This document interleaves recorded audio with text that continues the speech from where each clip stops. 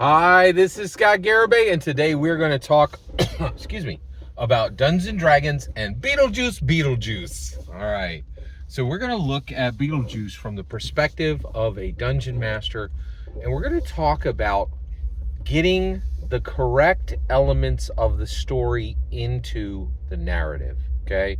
Getting the correct elements in the narrative. All right, here we go. All right, so let's talk about this. So how does this work? So first of all, we want to tell a good story as dungeon masters, but we can't just do it straight, right? We set up the narrative, right? And we build a framework, we build a scaffold, right? And then we bring it to the table, right? And we set down the foundation stones, right? And then the player characters are like, they come and they stamp their foot down on the foundation stones, and they say, "Hey, these foundation stones are sound." And they're like, "Let's build some of our own," all right? And they put down some wood, right? They put down the frame of what the story is going to look like, right? Or hey, dungeon master, I see you there. I see that you've put down these sound foundation stones. I'm going to take a jackhammer and destroy 2 of them. Now the building has to be a long, thin box because 2 out of the 4 foundation stones have been destroyed by us, the players, right? Or the dice come and they say, no, the dice take out a jackhammer to the narrative, right? And now maybe there's only 3 foundation stones, right? And now you're going to build, and the dice have dug a ditch, and then it rained, and now the 2 foundation stones you have is really going to be a bridge, right? So you're like, that's how we build Dungeons and Dragons stories. Is it different than Hollywood? Absolutely not, right? Hollywood is exactly the same, right? How do you get a good narrative in Dungeons and Dragons? You lay the structure down, and you hope that your players respect it, and you hope that the dice go along with you, right? Because nobody on this channel, nobody watching this channel fudges dice. We've had that conversation, right? Only schmucks fudge dice rolls. That is the worst, right? If you are fudging dice rolls, please exit to the left. Find the dungeon dudes, watch their stuff, right? Like, actually, they don't even deserve you if you fudge dice rolls. No dice fudgers here, right? Like, no. We don't do that. All right. Okay, let's keep moving. So we tell narrative the best we can. We get the elements in when we can, right? And then we build the best story we can with what's available, dodging between players and fate, right? And ourselves. Sometimes we don't have sometimes we're the problem, right? And a player character could fix something that we did wrong, or even the dice could fix something that we did wrong. So 3 things have to go right for there to be a good Dungeons and Dragons story, okay? Now, what happens in Hollywood? Does it all just click and they build a great story? No! Are you kidding? Like, it's the same thing. What are the dice in Hollywood?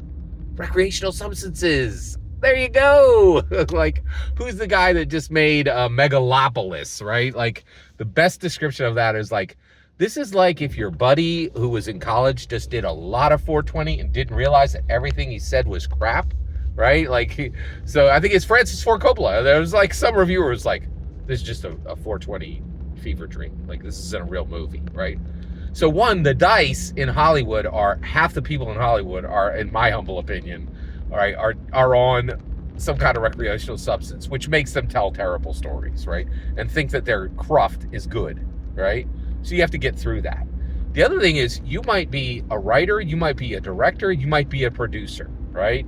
But you got to get it through the machine, right? And so, believe it or not, I actually think the writer, the producers, and the directors are the dungeon masters of Hollywood. They actually get the ball rolling and get things up and running, right? But the executives, those are the players, right? Like, they got the money, right? Nothing happens without them, right? And the reality is, it's the same for us. You could be the best dungeon master in the world.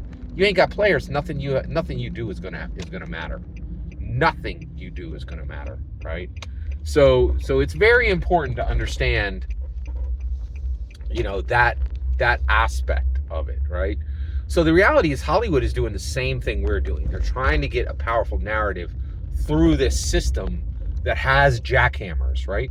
And I want to back up, right? I was like, hey, the Dungeon Master's got to do it, is we do it right all the time. No, sometimes we have the jackhammer, right? We set the foundation stones and destroy we set foundation stones made of Jello, right? Or made of,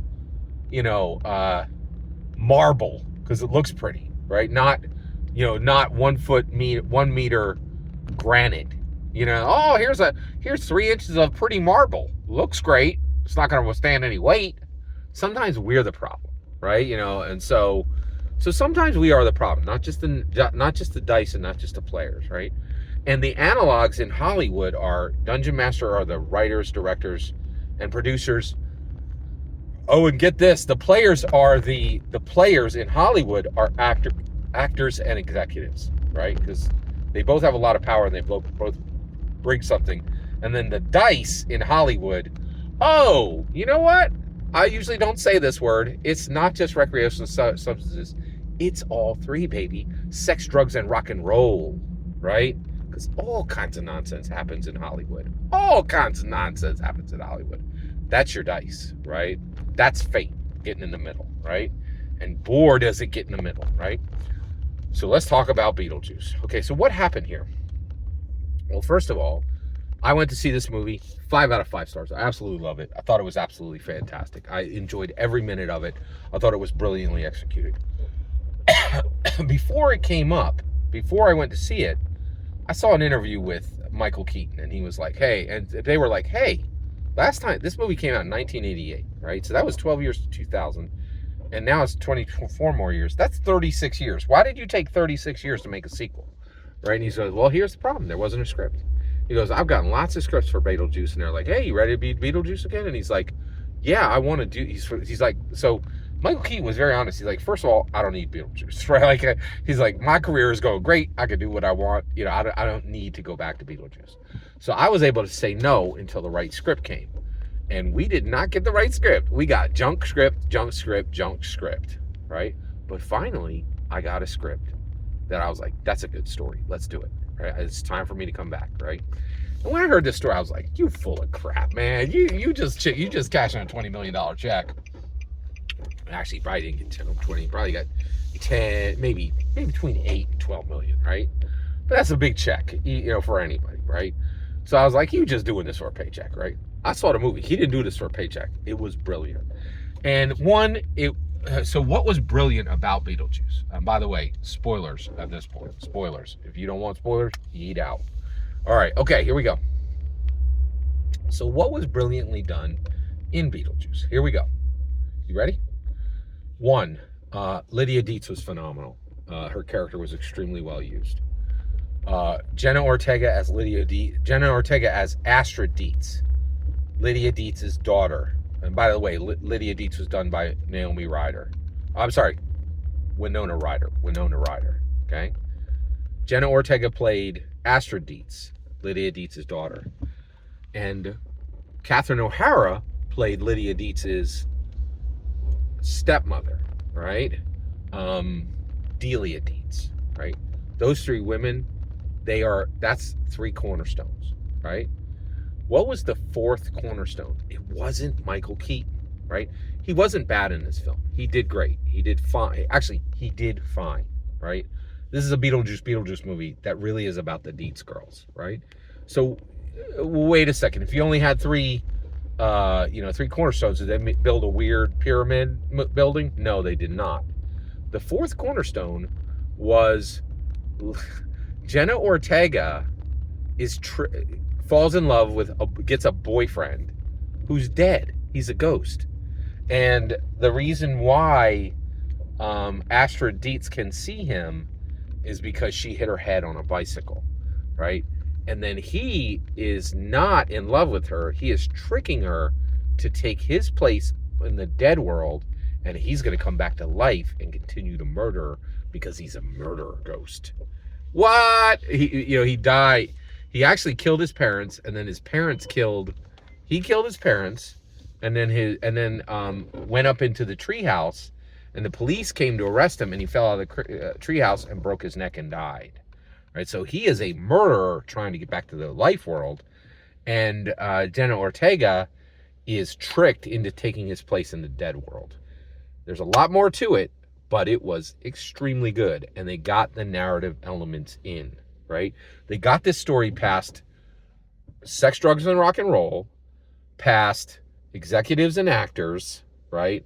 And past all the bad writers who could have shattered the foundation stones on this.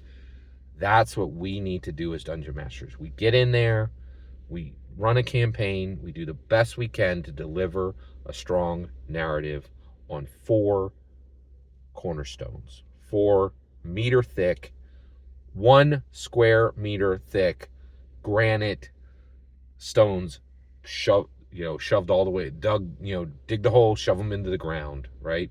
Pat them down level, right? That's what we do. We try to get it past players who are going to jackhammer them.